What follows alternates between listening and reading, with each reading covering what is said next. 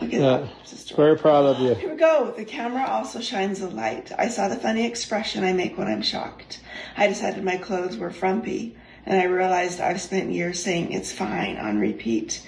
It's fine because I'm angry and don't have the words for it. It's fine because it's not worth the effort to explain. It's fine, though I might be doing my best to hold the family together while feeling overwhelmed. It's fine because that's what I've been trained to be. Fine, small, not a bother. Hey friends, it's Kody from Without a Crystal Ball. I've got an exciting update, Christine. Brown's new book is set to be released on September 2nd. Some of you have shared doubts in the comments, wondering if she's really going to open up or just gloss over things. But after hearing a portion of the book that she read aloud on Instagram, sounds like Christine is doing some serious reflection. She's starting to see that many of the things she used to say on the show were not really her true thoughts, but instead ideas and behaviors she was taught from a young age. From what Christine shared, it's clear she was raised to be easygoing, agreeable, and not to cause trouble. She talked about realizing how often she said, "It's fine," over the years. Those words weren't always true. She used them when she felt upset but didn't know how to express it, or when she didn't think it was worth the energy to explain how she really felt. She said she told herself it was fine while trying to keep the family together, even though it was exhausting. Saying it's fine became a habit because she was conditioned to keep the peace, to stay quiet and not to stand out. She even believes that many of the women in her family before her also went through the same thing. Christine admitted the show helped her see things more clearly. Watching herself on camera made her recognize patterns like how she reacted when surprised or how she dressed. These small moments helped her understand just how much she had been holding back for the sake of keeping everyone else comfortable. She's now realizing her strength and beginning to understand that the women who came before her were strong too. Even if they had to pretend everything was okay, when it comes to the Brown family's background in polygamy, Christine has the deepest connection to it. Unlike Mary or Robin, Christine's family has generations of ties to the practice. Robin's biological parents were originally members of the LDS Church and only later chose polygamy. So she and her siblings were the first generation in their family to grow up in that way. Mary's father didn't join the faith until she was 5 years old, but Christine's roots go way back. Her father, Rex, was the son of Rulon Allred, a former leader who was assassinated. And her mother, Annie, came from another polygamous family, the LeBarons. So both sides of Christine's family were deeply involved in the lifestyle, even when others started leaving the religion in the 1980s and 1990s, after learning disturbing truths about the church known as the Apostolic United Brethren. Christine stayed committed. Her mom, Annie, and her aunt Kristen Decker were among those who left, but Christine remained. She was raised that way, and it shaped nearly everything she did.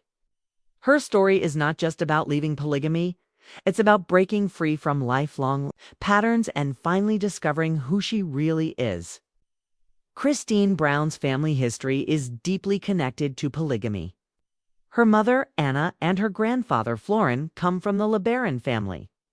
Florin was the brother of Joel, who led a group in Mexico, and Irv, another prominent figure. At one point, Florin left his wives, and that's when Anna became one of the wives of Owen Allred. Owen was the brother of Rulon Allred, Christine's grandfather on her father's side.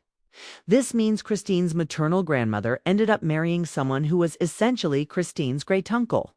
This kind of interwoven family connection shows just how entrenched Christine's roots are in the polygamous belief system. Because of her strong background, Christine's decision to step away from polygamy is a much bigger deal than it might be for others. Take Mary, for example. She had a few years of life outside the faith before entering into polygamy. Though Mary has said her father had many wives, a lot of those women eventually left him, and his polygamous lifestyle wasn't as successful as it seemed. In contrast, the Allred named Christine's paternal side is widely recognized in polygamous circles. So when Christine breaks away, it's not just about leaving a marriage. It's about walking away from everything she's ever known and what her entire family represented. For people like Christine, leaving isn't easy. She was raised believing that those who walked away from the faith were bad people, doomed and deserving of being cut off completely. It was drilled into her that people who leave are not to be spoken to. So not only is leaving a personal battle, comes with the fear of being shunned, criticized, or even hated by your own relatives and community. Christine held on to her beliefs tightly, thinking it was the right way to live. That's why her upcoming book probably won't just focus on drama about Kody or Robin. It will likely share her journey of realizing that the life she was born into may have been built on false ideas. Her story seems to be one of awakening, coming to terms with the idea that everything she was taught might not be true. It's similar to what Jill and Jinger Duggar went through when they left their own faith-based communities. It's not just about walking away. It's about unlearning years of teachings and trying to rebuild a sense of truth. For Christine, the process is even more emotional. There's guilt, fear, sadness, and loss. She's now seen by some in her community as a traitor. She's even said that certain family and church members avoid her completely. Others, thankfully, are still willing to talk to her and offer some support. But the emotional toll is real. Christine is now seen as an apostate, someone who openly rejects her old beliefs. That label comes with heavy consequences. People in her old world often see her as dangerous or evil. It's not just strangers. Sometimes even fellow former members treat apostates harshly. Someone from my channel, Ellen, who also left the same group, has experienced this firsthand. From both loyal followers and those who've left, the judgment can be harsh.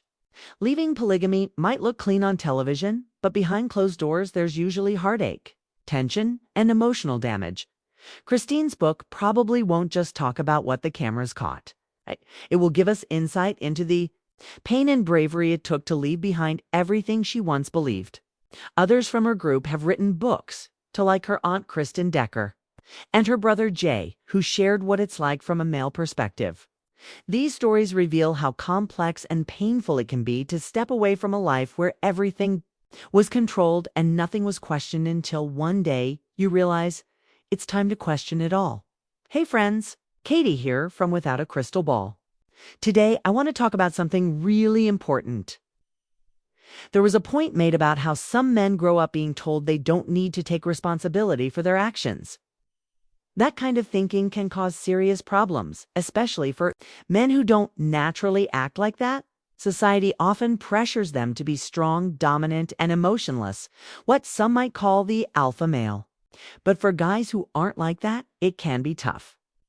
Trying to fit into that mold can make them feel like they're not enough. It's not healthy, and it's not fair. Now, when it comes to Christine Brown and her upcoming book, some people might feel disappointed if she doesn't share every tiny detail. Reality TV fans often expect total honesty and full access to someone's personal life. But the truth is, just because someone was on a show doesn't mean we're owed every part of their story. Christine is choosing to share what she feels.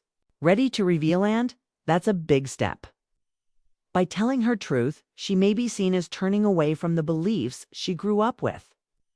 That's a big deal.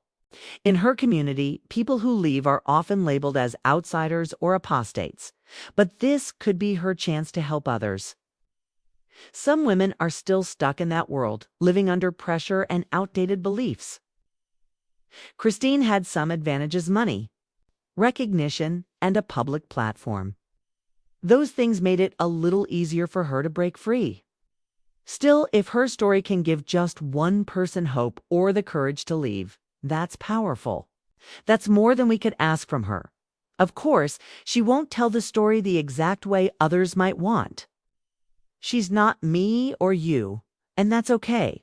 What matters most is whether she can reflect on how she might have hurt others people she knew personally or people who were part of the same system. We don't know if she covered that. But healing looks different for everyone. Speaking of healing, Kody Brown gave some advice in a recent cameo video. He told a new couple to decorate their house together, saying it would help build emotional closeness. He claimed that picking out furniture together helps couples bond and learn to compromise. But honestly, hearing this from Kody is a bit ironic. He's not exactly known for stable homeownership. He's moved from house to house, sometimes facing foreclosures, and now lives in a $2 million house with Robin. It's hard to take advice about relationships or homes seriously from someone with that track record. In fact, Kody's own house with Robin was always much more lavish than the homes of his other wives. To many people, it seemed like they spent way more money than everyone else. And now he's using emotional intimacy as an excuse to justify it all. I don't think buying couches with my husband brought us closer. Actually, it can be stressful. Luckily, my husband and I agree on design, but decorating isn't what makes our relationship strong. In Kody's case, it feels like just another way to make excuses for spending too much and not being fair too. The others. One thing I truly admire about Christine is how she handled the child support situation. She actually took Kody to court over custody and financial support for their daughter. That move said a lot. In her former world, women were told not to get